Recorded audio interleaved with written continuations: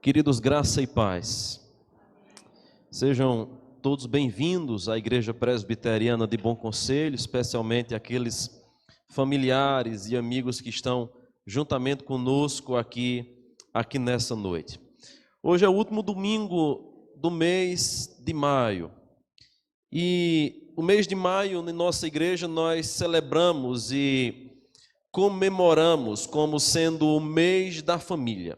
Não que os demais meses não sejam, mas nós damos uma maior atenção, um maior enfoque nesse mês, especialmente para as nossas famílias. E hoje é um dia oportuno em que nós nos reunimos para prestarmos ao Senhor esse culto, adoração a Ele, mas também para apresentarmos ao Senhor as nossas famílias. Por isso que o nosso culto é chamado de Família no Altar.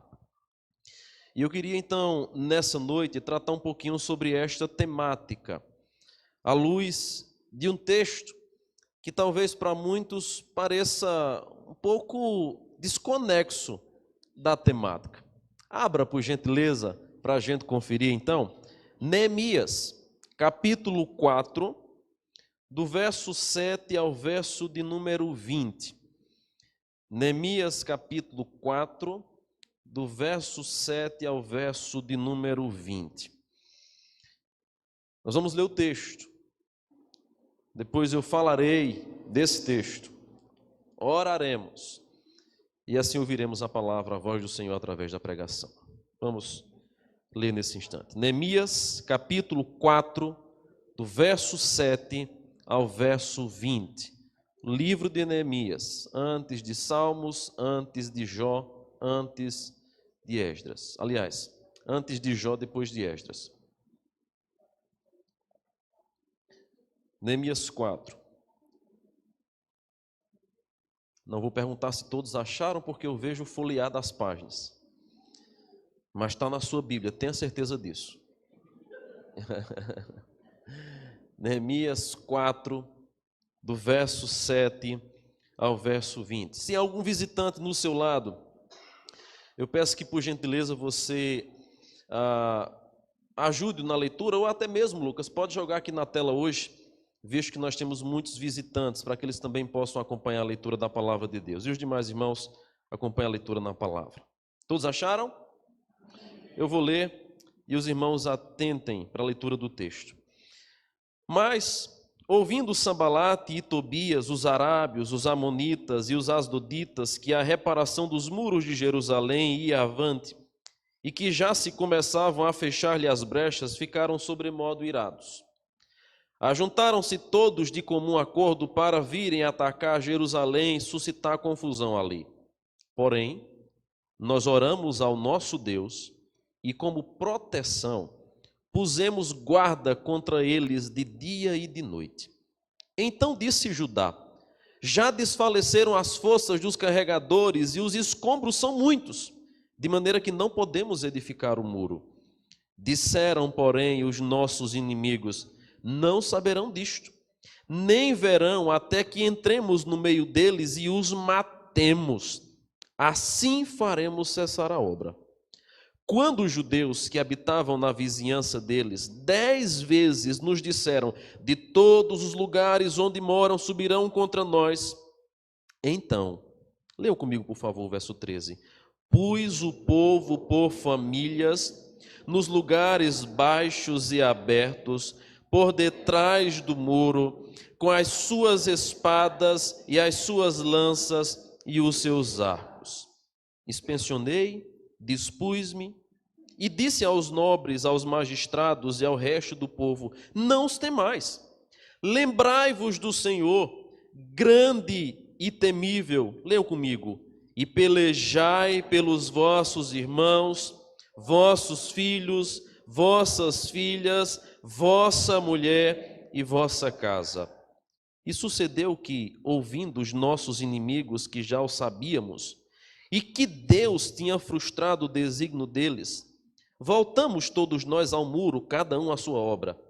Daquele dia em diante, metade dos meus moços trabalhavam na obra e a outra metade empunhava lanças, escudos, arcos e couraças, e os chefes estavam por detrás de toda a casa de Judá. Os carregadores que por si mesmo tomavam as cargas, cada um com uma das mãos fazia a obra e com a outra segurava a arma. Os edificadores, cada um trazia a sua espada à cinta, e assim edificavam o que tocava, e assim edificavam.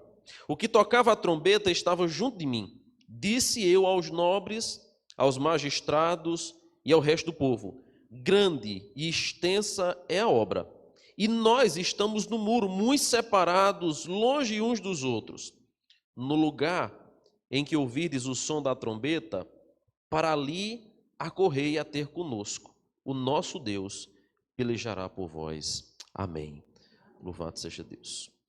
O texto que a gente acabou de ler, normalmente é observado qualquer temática menos essa. Inclusive, já preguei nesse texto, já ensinei nesse texto na escola bíblica dominical, e foi exatamente aqui na igreja. No último estudo que eu dei aqui na EBD, que eu mencionei esse texto, que me saltou aos olhos essa expressão do versículo 13 do versículo 14, aonde o autor vai falar sobre a família. Normalmente nós olhamos para esse texto em uma perspectiva de obra, de empreendimento, de avanço, mas desde o dia em que eu bati os olhos nesse texto, mesmo após inúmeras leituras deste, de explicações, ensinamentos e estudos, mais uma vez Deus falou profundamente ao meu coração a respeito desses dois versos, verso 13 e verso 14. E é por isso que nessa noite eu queria compartilhar com os irmãos esse trecho da palavra de Deus, e eu peço que você nesse instante curva a sua cabeça, vamos orar mais uma vez, pedindo ao Senhor que fale ao nosso coração, pedindo ao Senhor que fale a cada um dos visitantes, pedindo ao Senhor que ilumine a nossa mente, que o Santo Espírito de Deus tire toda e qualquer distração, para que a semente lançada não seja roubada como aquela à beira do caminho. Vamos orar por isso. Pai amado, obrigado pelo privilégio de estarmos aqui, de termos a Tua palavra para orientar, para falar ao nosso coração, para nos direcionar. E nesse instante nós pedimos que o Senhor fale a todos nós, nos ensine, nos repreenda se for preciso, se for necessário, nos exorte, nos corrija, mas também nos aponte o caminho, a direção do caminho que devemos andar. Fala conosco nessa noite, toca profundamente no coração de cada um aqui, a começar em mim, com o Teu Santo Espírito, ó Pai, faz isso na vida dos irmãos, na vida dos visitantes, daqueles que estão nos acompanhando de casa pela transmissão. Ó Santo Espírito de Deus, opera nessa noite, com poder, com graça, com unção, e que a Tua palavra não volte vazia, pois ela é lâmpada para os nossos pés, ela é luz para o nosso caminho, ela é espada afiada de dois gumes, e ela não voltará vazia nessa noite, nós assim cremos e oramos em nome de Jesus. Amém e amém. No dia 30 de junho de 2023, um apartamento na Barra da Tijuca, ali no Rio de Janeiro, pegou fogo às 4 horas da manhã. A família que estava dentro daquele apartamento só deu fé do incêndio que provavelmente começou na sala, em algumas tomadas próximas à televisão, quando a fumaça e quando o calor já estava alcançando as mediações do quarto. Rapidamente, um homem que era personal trainer corre, desesperadamente salva a sua mulher, corre no outro quarto, salva a sua filha, e depois retorna ao apartamento para buscar o cachorro da casa. Mas é nessa hora então que a porta, por causa do excessivo calor, trava e ele não consegue mais voltar fora. O cachorro sai pela brecha, mas ele morre asfixiado dentro daquele apartamento. No dia seguinte, no velório, muitos lamentavam, pranteavam, e a sua esposa chorava desesperada sobre o caixão, pois aquele homem, para salvar a sua família, perdeu sua própria vida. Que o Senhor me livre, que o Senhor te livre de passar uma situação como essa. Mas se a sua casa estivesse pegando fogo, o que você faria para salvar a sua família? É bem verdade que até o momento, e eu creio que não haverá momento como esse, não há nenhuma casa aqui pegando fogo literalmente. Mas eu preciso dizer a todos que estão aqui essa noite que há um incêndio que há uma devastação muito pior do que um incêndio numa casa, que tem afetado as nossas famílias, que tem afetado muitos casamentos, que tem afetado muitos relacionamentos com os filhos, com os irmãos, com a sogra, com a nora, com os cunhados. E há muitas famílias que, mesmo sem terem um incêndio em casa, estão destruídas pelo efeito destruidor e mortal do pecado. É por isso, então, que esse texto de Neemias, ainda que trate sobre a reedificação dos muros da cidade de Jerusalém, tanto tem a nos falar sobre a nossa família. Até porque, algo que normalmente nós não observamos, inclusive eu em muitas mensagens me detive nesse aspecto, é que a razão pela qual o povo deveria lutar para reconstruir os muros era exatamente pelas suas famílias. E é curioso porque Neemias em nenhum momento diz assim: vamos trabalhar, vamos reconstruir os muros para reerguer a cidade do Senhor apenas. Não. Ele vai dizer que o povo deve pelejar pelos irmãos, pelos filhos, pelas filhas, pela mulher e pela casa. Ele deixa claro o propósito pelo qual aquela batalha, aquela construção, aquele trabalho todo deveria ser feito pela família. E é quando a gente olha então para o livro de Neemias que a gente percebe que Jerusalém estava em ruínas. Se você ler todo o livro de Neemias, você vai perceber que a gente vai encontrar o estado de Jerusalém, a cidade de Jerusalém, melhor dizendo, em uma situação de decadência. Os muros da cidade estavam derribados. As portas da cidade estavam queimadas. Muitos, ou boa parte daquela população foi levada a cativeiro para servir de escravo para outra nação. E os poucos que restaram na cidade de Jerusalém estavam entre os amontoados da destruição, entre os escombros que haviam restado, entre coisas queimadas, entre muralhas derrubadas, casas destruídas, campos arrasados pelos inimigos. Eles estavam de fato num cenário de guerra. É aí então que Deus levanta Neemias. E no capítulo 1 deste livro, a gente encontra Neemias exercendo a sua forte característica de liderança, que era próprio dele, quando no versículo 2 nos diz que ele se preocupa com os seus irmãos, ele sente a dor daquele povo no versículo 4, ele assume o pecado daquele povo e ora a Deus por aqueles pecados, pede inclusive perdão a Deus pelo pecado do seu povo, mas logo em seguida ele toma atitude. Ele providencia cartas, ele providencia madeira, ele providencia meios para reconstruir aquela cidade. É aí então que a gente vai perceber que em meio à reconstrução da cidade de Jerusalém, um grupo de homens se levanta, não para ajudar, não para contribuir com a obra, mas para atrapalhar. Aqueles verdadeiros autores do ditado: se não ajuda, não atrapalha. Estes eram os que atrapalhavam e não ajudavam. Tobias, Sambalate, os arábios, os amonitas, os asdoditas. Diz o texto que eles então começaram a procurar trazer perturbação para o meio do povo de Deus. Sambalate, conforme o texto vai nos dizer, versículo de número 1 do capítulo 4, ardeu-se em ira quando viu a reconstrução dos muros. Mas mesmo após isso, Neemias não para e começa a reconstruir o muro.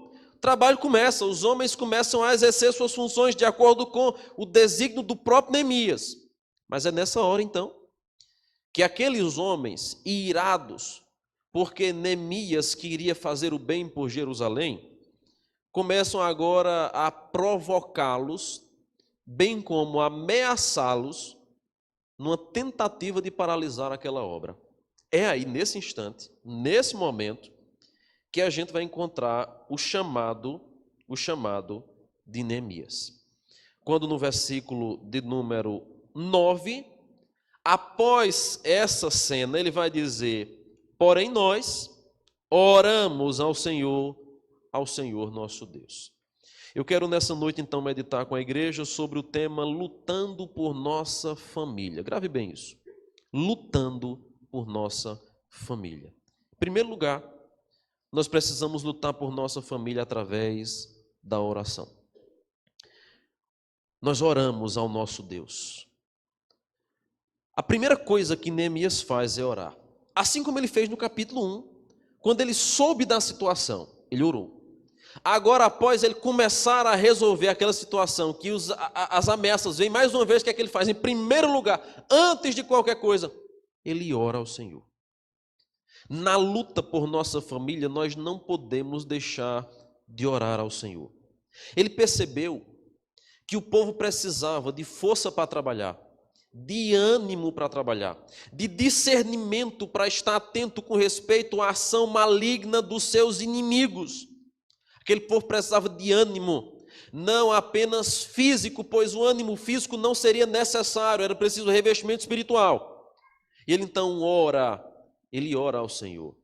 E eu quero lembrar você nessa noite de alguns personagens que fizeram isso por sua família. Lembre-se de Jó, capítulo 1. Já preguei esse texto aqui. Jó intercedia pelos seus filhos todas as noites.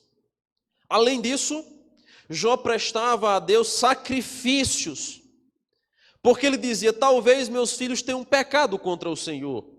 E ali Jó apresentava ao Senhor uma oração, uma intercessão em favor dos seus filhos, mas também um sacrifício pelo pecado dos seus filhos. Lembre-se também de Davi. É isso mesmo. Davi, que orou enquanto seu filho estava vivo. Se você puder conferir, abra sua Bíblia em 2 Samuel, capítulo 12, do versículo 15 em diante, nós vamos encontrar essa menção tão curiosa que nós temos aí dessa eventualidade na vida de Davi, que após aquele pecado de adultério com Batseba engravida, e o profeta Natã vai até a casa dele, e Natã diz: olha, Davi, você atraiu maldição para a sua casa.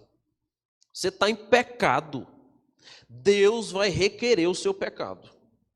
E diz o profeta Natã a Davi, uma historinha de um homem que tinha apenas uma ovelha, e Davi fica irado, e ele então vai dizer: este homem é você, Davi. Você que tomou a mulher de Urias, que adulterou com esta mulher. Após Davi, saiba que haverá morte na sua casa.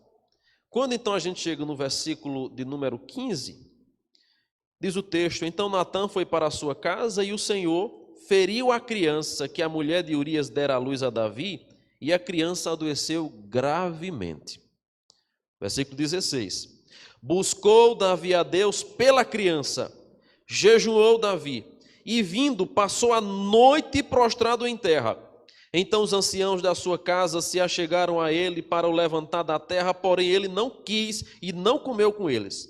Ao 7º dia morreu a criança. E temiam os servos de Davi informá-lo de que a criança era morta, porque diziam: eis que a criança, estando ainda viva, lhe falávamos, porém não dava ouvidos à nossa voz. Como, pois, lhe diremos que a criança é morta? Porque mais se afligirá.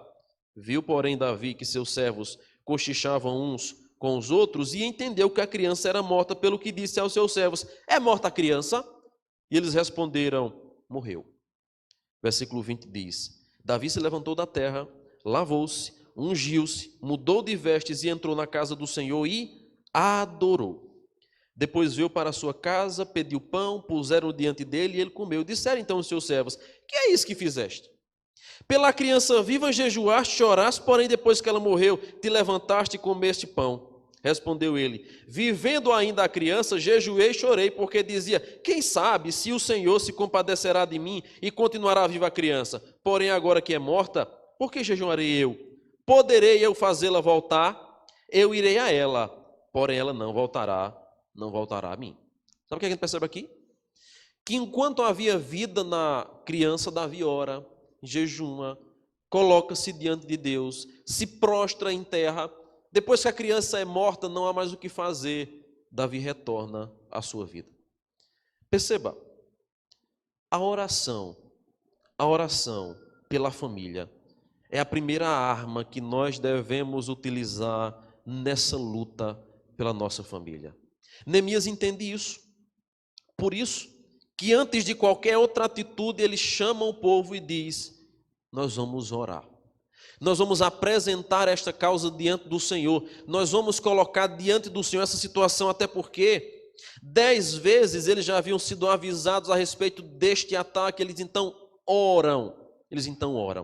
Se você quer defender sua família de tantos perigos que talvez você já tenha inclusive sido avisado, você precisa orar pela sua família.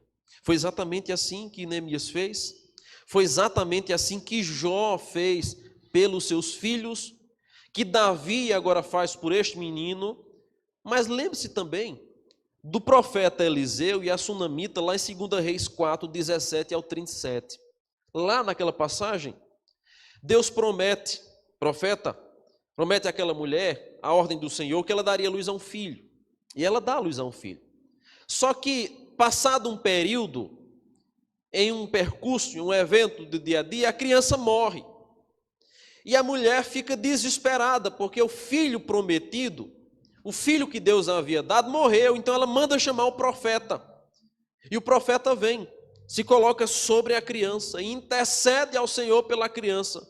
E diz o texto no versículo 36 e 37 de 2 Reis 4, que a criança se levantou com vida e andava de um lado para o outro dentro do quarto. Sabe o que é que isso nos mostra? Que nós precisamos lutar pelos nossos filhos, pela nossa família, através da oração. É essa a primeira arma que Neemias utiliza nos ensina dessa noite. Lutar pela nossa família através da oração. Mas em segundo lugar, nós precisamos também lutar pela nossa família através da vigilância. Veja comigo, por gentileza, agora. No verso 9 ainda, na parte B, até o verso 13, diz assim: após orarem a Deus como proteção, e como proteção, pusemos guarda contra eles de dia e de noite. Pusemos guarda de dia e de noite. Sabe o que é que isso nos mostra agora?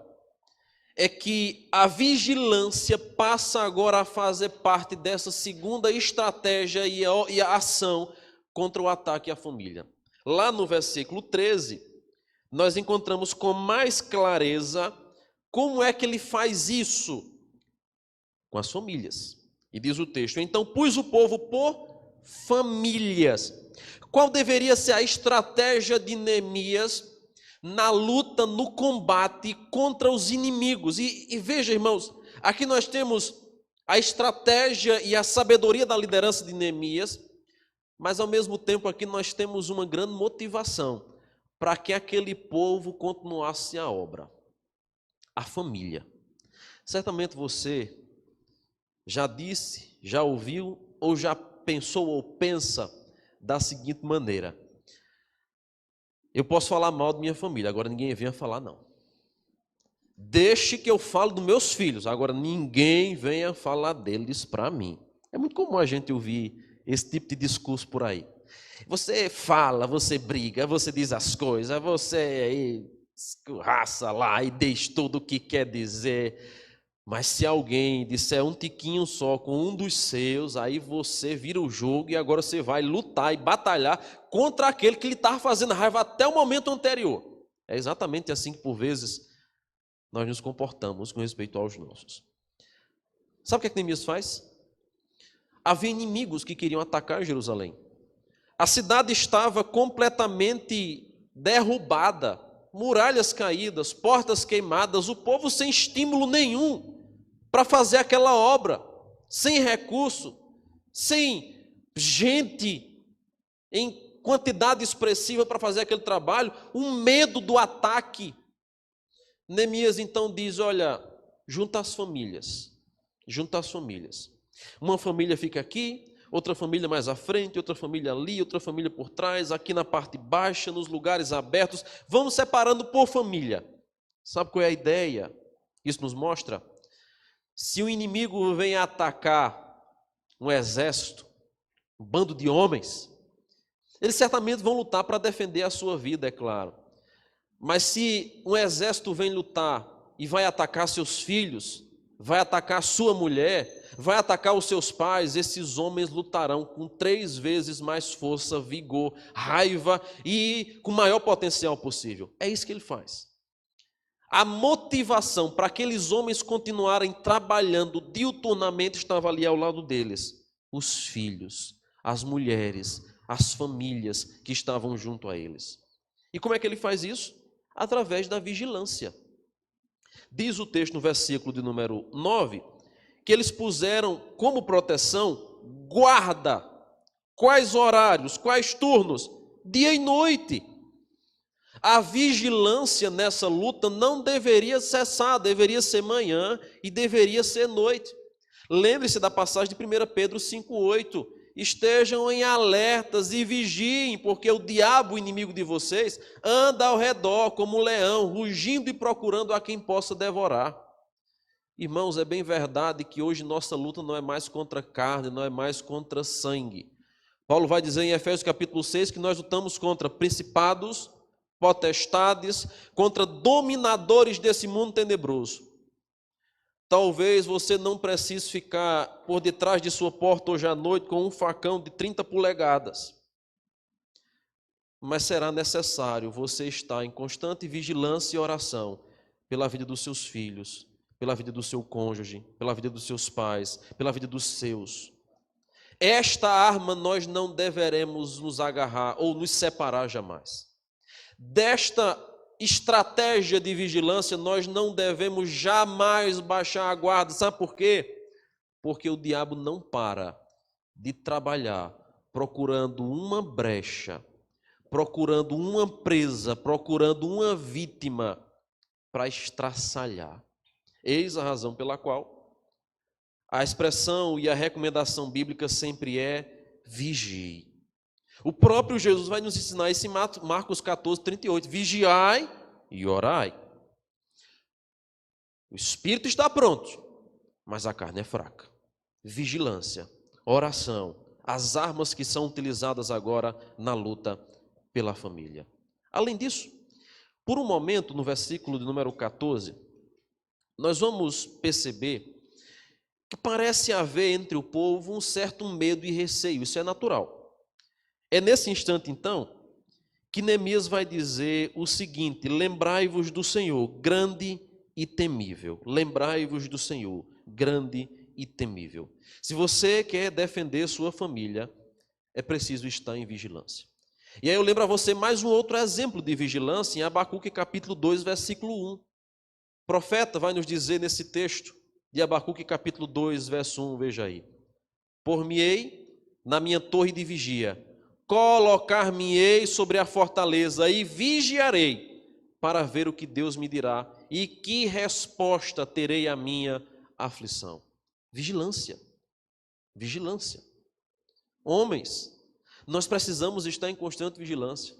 Mulheres, vocês precisam estar em constante vigilância na luta pela nossa família. A oração e a vigilância precisam estar em constante exercício.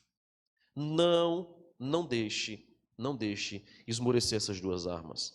Mas em terceiro lugar, perceba que do verso 14 até o verso 19, nós temos uma terceira arma que é utilizada na luta pela família, através de uma estratégia certa. Verso 14 tem uma palavrinha aí logo no início, ou duas palavrinhas, melhor dizendo, no início, que deve ser aquelas que nos chamam a atenção. Inspecionei e dispus-me, e disse aos nobres, aos magistrados e ao resto do povo: não os temais, lembrai-vos do Senhor, grande e temível, e pelejai pelos vossos irmãos, vossos filhos, vossas filhas, vossa mulher e vossa casa. Inspecionei e dispus-me. Agora Neemias usa de estratégia certa na luta pela sua família. Não basta apenas orar, nem basta apenas vigiar. É preciso agir, preciso trabalhar, é preciso atuar com as armas corretas nessa estratégia de luta contra o diabo. E agora a gente vai perceber que ele faz exatamente isso, ele divide as tarefas. Verso de número 16, Veja como ele faz essa divisão. Daquele dia em diante, metade dos meus moços trabalhava na obra, a outra metade empunhava lanças, escudos, arcos e couraças. Uma parte estava trabalhando com o que tinha, a outra parte estava produzindo mais material para a guerra. Era exatamente o preparo de que algo pior poderia vir e era preciso estar preparado. Metade trabalhava na obra, metade trabalhava preparando material para esta obra. A divisão de tarefas acontece. Versículo 17, veja como ele utiliza sua estratégia na divisão. Ele agora coloca algumas pessoas para se dedicarem. Os carregadores que por si mesmo tomavam as cargas, cada um com uma das mãos fazia a obra e com a outra segurava a arma. Esses dias eu vi um riozinho engraçado não sei se foi YouTube, Instagram, sei lá. Alguém colocou assim: por que as obras públicas não vão para frente? E aí colocaram a imagem de 5 homens trabalhando para fazer uma calçada. Uma carroça, uma pá, um monte de areia e 5 homens. Um levava a carroça, o outro pegava a pá. O outro enchia a pá e colocava na carroça. O outro vinha, pegava a carroça e ia aqui do lado e derramava. E assim voltava. E o outro observava o trabalho que os demais estavam fazendo de maneira colaborativa. De modo que, naquele rojão de trabalho, certamente demorou alguns meses para fazer uma simples calçada.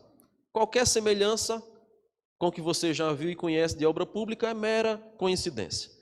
É exatamente assim, por vezes, que a obra pública, ou que o trabalho que não é feito com esmero, com amor, com dedicação, sem objetivo, sem garra, sem foco, é feito. Por isso que Neemias coloca as famílias. Olha, vocês não vão trabalhar para qualquer pessoa. Vocês não estão trabalhando para o inimigo de vocês, não. Vocês estão trabalhando por vocês mesmos, pela família de vocês mesmos. E quanto antes vocês terminarem essa obra, provavelmente maior será a salvação dos que estão dentro da muralha. E esses homens agora trabalham. E diz o texto aí no versículo 17 que os próprios carregadores eram os que iam lá, enchiam a carga e ficavam com a arma pendurada. Ou seja, eram 3 funções. Era guarda, era o enchedor e era o carregador. Todo mundo estava dedicado nessa obra. E ele sai fazendo essa divisão de tarefas na dedicação. Além disso, nós temos um alerta, versículo número 16. Os edificadores, cada um trazia a sua espada à cinta. E assim edificavam o que tocava a trombeta, e assim edificavam. O que tocava a trombeta estava junto de mim. Cada um tinha uma função, cada um estava dedicado. E além disso, Neemias deixa o alerta. Enquanto nós trabalhamos, nós não baixaremos as armas, nem perderemos a atenção. Qualquer sinal de invasão de inimigos, qualquer movimento estranho, aquele que andava com Neemias com uma trombeta, tocaria a trombeta e todos deveriam se reunir imediatamente para combater e para batalhar. Por isso que o versículo 19, então, juntamente com o versículo 20, nos diz: no lugar em que ouvirdes o som da trombeta, para ali a correr e a ter conosco. Havia nesta obra empenhada, divisão de tarefa, dedicação, alerta para com os perigos, mas havia também união. Todos estavam dedicados a um propósito comum: salvar a sua própria família. Se a sua casa estivesse pegando fogo, o que você faria para salvar a sua casa? E eu quero que você veja mais um outro texto, lá em 1 Samuel, capítulo 30. Esse é outro texto curioso que a gente vai encontrar na Bíblia Sagrada, com respeito a um momento onde as mulheres são levadas, e Davi, juntamente com seus homens, já ao chegarem na cidade, percebem que as suas mulheres haviam sido raptadas. 1 Samuel, capítulo de número 30, do verso 1 ao verso de número 9. 1 Samuel 30, do verso 1 ao verso 9, diz assim: Sucedeu, pois, que chegando Davi e os seus homens ao 3º dia a Ziclag, já os amalequitas tinham dado com ímpeto contra o sul, e Ziclag e a esta ferido e queimado. tinham levado cativas, vejam só, as mulheres que lá se achavam, porém a ninguém mataram, nem pequenos nem grandes, tão somente os levaram consigo e foram seu caminho. Davi e os seus homens vieram à cidade, e ela queimada, e as suas mulheres, seus filhos e suas filhas eram levados cativos. Então Davi e o povo que se achava com ele ergueram a voz e choraram até não terem mais força para chorar. Pare aí.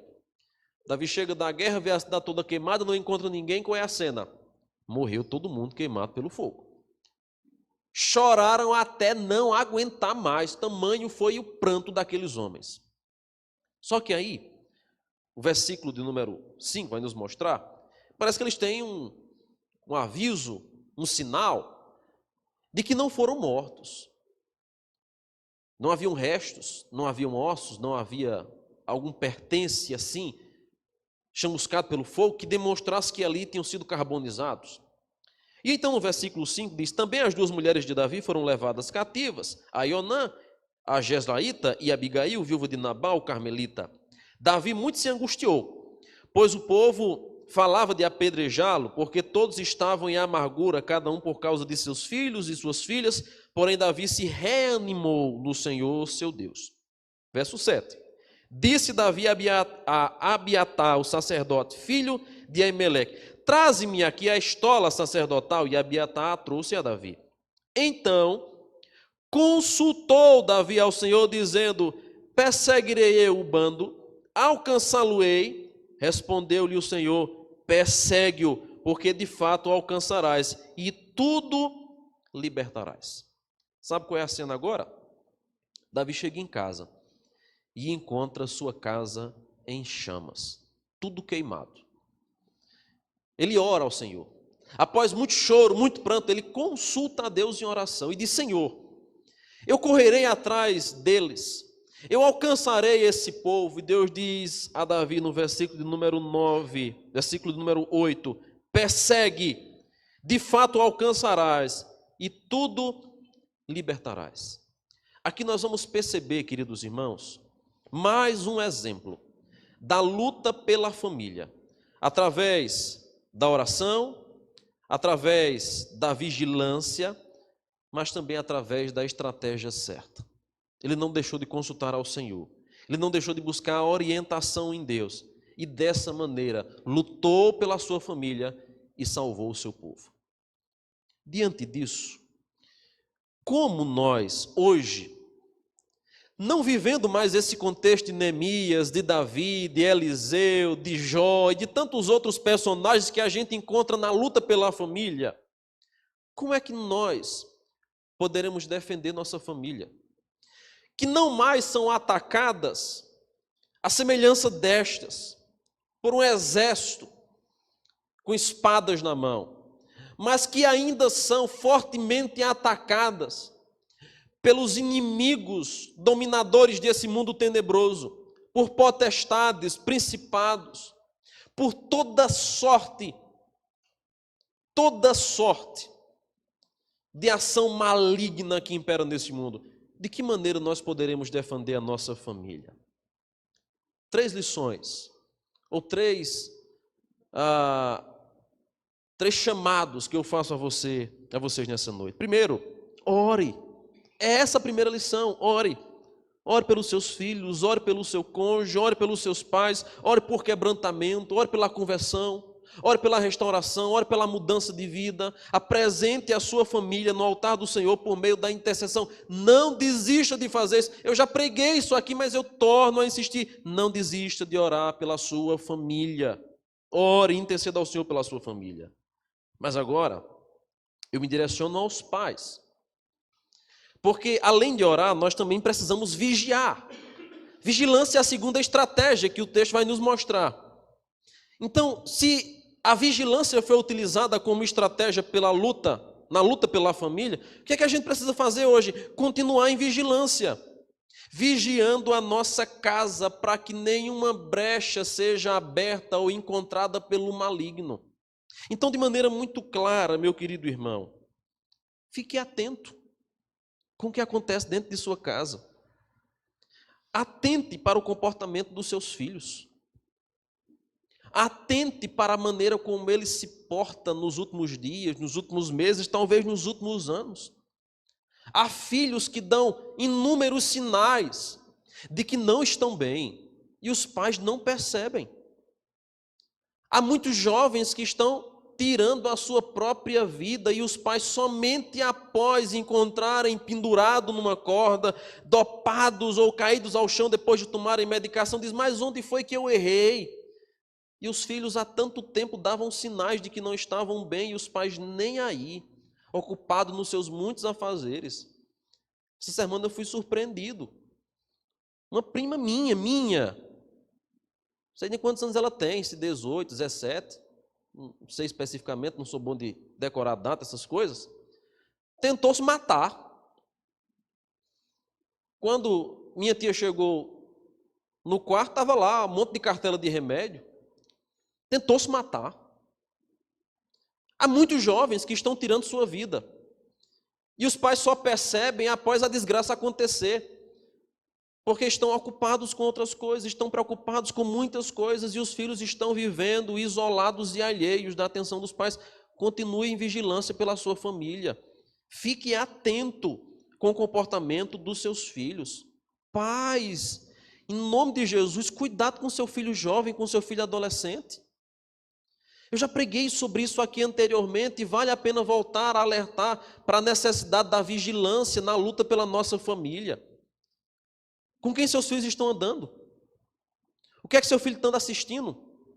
O que é que seu filho está acessando no telefone, trancado dentro de um bendito quarto?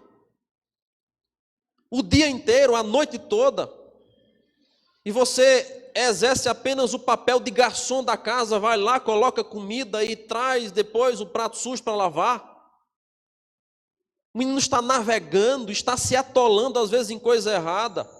Está enclausurado, isolado do mundo, ficando depressivo, ficando ansioso, cheio de coisa, de problema psicológico, emocional, isolado de todo mundo, cheio de neuras. E você não atenta para isso, acha isso normal, porque o bichinho gosta de ficar isolado. Nada! Atente para o comportamento do seu filho antes que seja tarde demais. Arranca esse menino do quarto, bota uma porta de vidro. Irmãos, vigilância nunca é demais. Não espere o incêndio chegar na sua casa para jogar água sobre a madeira queimada. Não espere. Vigilância. Cuidado com o bendito aparelho telefônico desse menino. Quem é que ele segue nas redes sociais? Você já entrou no Instagram? Aqui eu vou condenar os jovens, hoje tudinho, vão tudo ficar com raiva de mim. Já acessou o Instagram do seu filho e já foi olhar quem é que ele segue nas redes sociais? Se não fez isso, faça isso hoje. Há muitos jovens com orientação sexual distorcida. E está fazendo isso há muito tempo, dando sinais. Você nunca sequer se preocupou em ver com quem é que ele conversa, quem ele segue, quem são os influenciadores, qual é o estilo de vida que eles vivem, aonde ele frequenta. Aí depois que o seu menino está todo desmantelado, está com orientação sexual contrária à palavra de Deus, está com emocional abalado, você diz assim: mas meu Deus do céu, vigie enquanto é cedo. Preguei, torno a repetir, não bote na sua cabeça que seu menino é um santinho, ele é um pecador, um grande pecador que precisa de Cristo, de arrependimento, de salvação, de confronto, de palavra de arrependimento. Ele não vai para o céu pela sua carinha de anjo. É preciso arrepender dos seus pecados. Vigie a sua casa. Uma palavra agora aos maridos também. Irmãos, homens, você tem observado sua esposa? Você tem visto como é que ela anda, como é que está seu bem-estar? Você tem se dedicado a amar sua esposa assim como Cristo amou a igreja? Você tem visto como anda a saúde emocional de sua esposa? Muitos homens que não se preocupam de absolutamente nada, a não ser colocar o prato de comida na mesa e nada mais. E aí, de repente, a mulher está lá, abusada do marido, abusada do casamento, abusada de todo mundo, porque simplesmente o camarada achou que trazer um prato de comida para a mesa era o suficiente e isso bastava. E a mulher está cheia de problemas. E, de repente, aparece um engraçadinho que tem uma lábia boa, de derrubar avião. E ela vai ser tentada, meu irmão. Fique atento. Vigilância. Oração, vigilância. Vigie a sua casa. Disse Deus ao profeta, através do profeta: põe em ordem a tua casa. Como é que anda a sua esposa?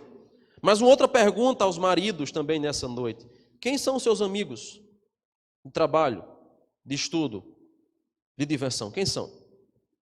Os seus amigos contribuem em alguma coisa para o bem-estar espiritual, emocional e social de sua família?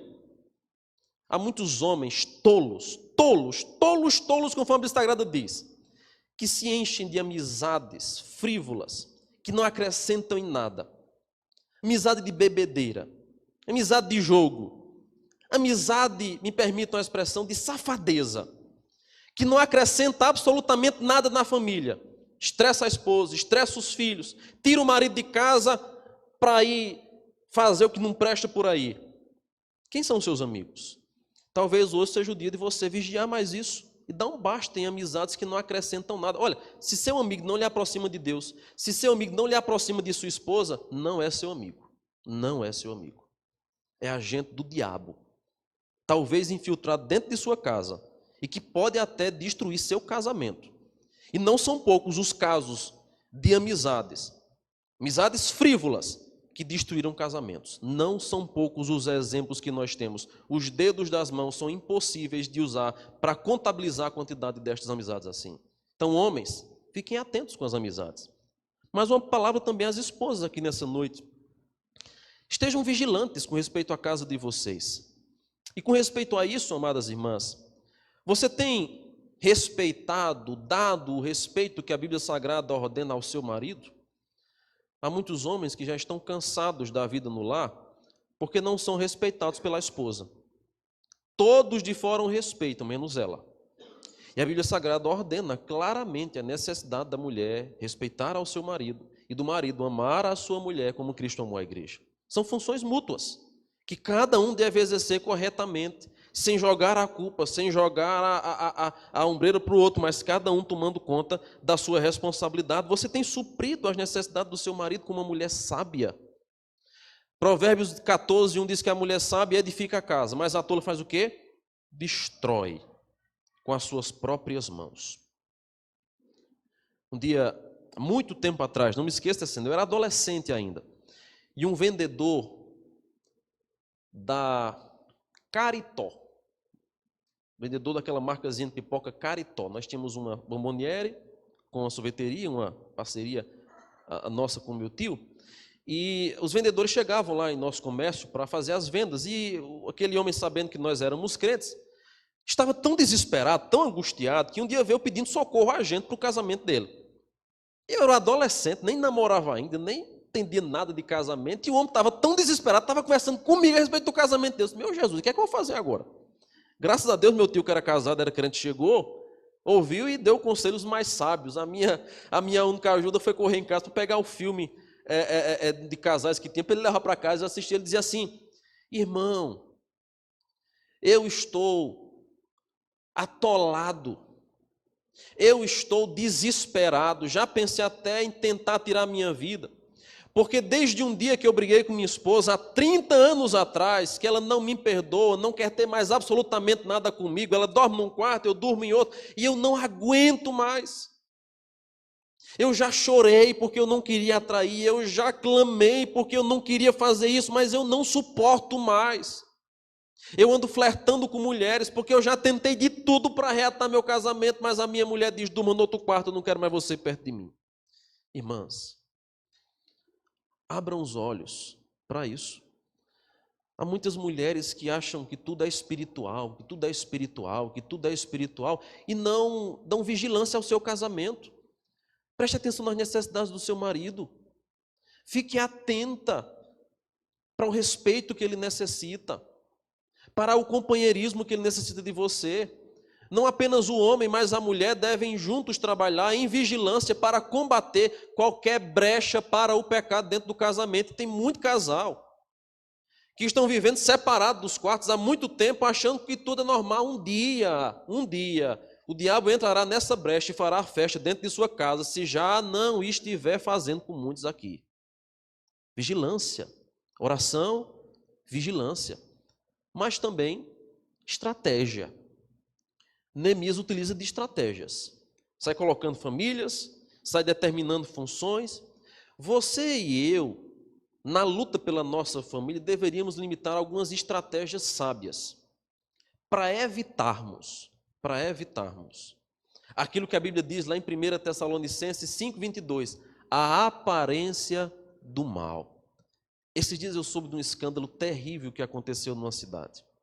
Terrível. Não houve adultério, não houve violência, não houve um pecado em si, não houve. Mas houve uma aparência, uma conjectura de um caso. E isso foi suficiente para gerar uma grande repercussão. Você acha que é por acaso que Paulo vai dizer em 1 Tessalonicenses 5:22, irmãos, evitai a aparência do mal? Não é.